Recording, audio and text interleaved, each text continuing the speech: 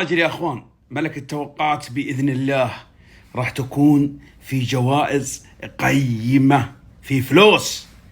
رمضان تعرفوا مسابقه ملك التوقعات يعني الاقوى والاشهر والاكثر متابعه، راح تقام في رمضان كل يوم.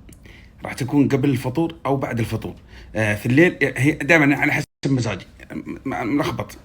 يا اكون قبل الفطور، والاغلب قبل الفطور او اخر الليل. راح يكون فيها فلوس، راح يكون فيها مشاريع، راح يكون فيها افكار، راح يكون فيها بزنس، وفيها بطايق شحن، فيها دعوه في ظهر الغيب، وفيها امور مفاجات وعشاء فاخر. مساكم عباقرة كرة القدم. هنا ملك التوقعات العام، توقعات مباراة الهلال بعبع آسيا وكبير القوم وفريق الوصل تورط بمواجهة الهلال. لكن للأمانة أي فريق في آسيا راح يواجه الهلال لمصلحته، من باب الشهرة وأيضا من باب أن فريقك راح يتطور ويعرف حقيقة مستواه الفني. الهلال ضمن التأهل، الهلال عنده مباراة يوم السبت، مباراة مهمة مع الاتحاد، وهي يعني أهم مباراة الوصل.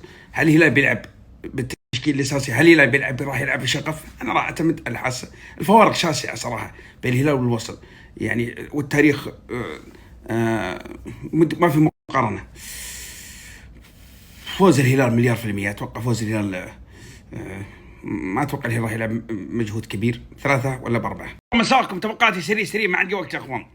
ميلان وفي نورد فاز في الذهاب 1-0. ميلان راح يقلبها وراح يتأهل بإذن الله. أتوقع 2-0 أو 3-1. ميلان إيطاليانو، سارتيمو ريانو، كارستاتا بيانو، إيطاليانو روما. ميلان.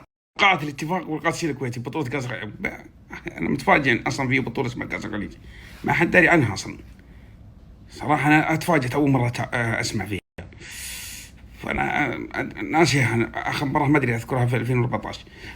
فوز الاتفاق، لأن الاتفاق فاز في الذهاب.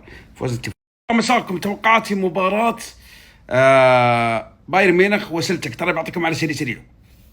فوز بايرن ميونخ 3 ولا ب4. يلا سلام. مساكم توقعات خارج عشان نتابع المباراة. سويدة مع سويدة، جعل يسلم. سويدان.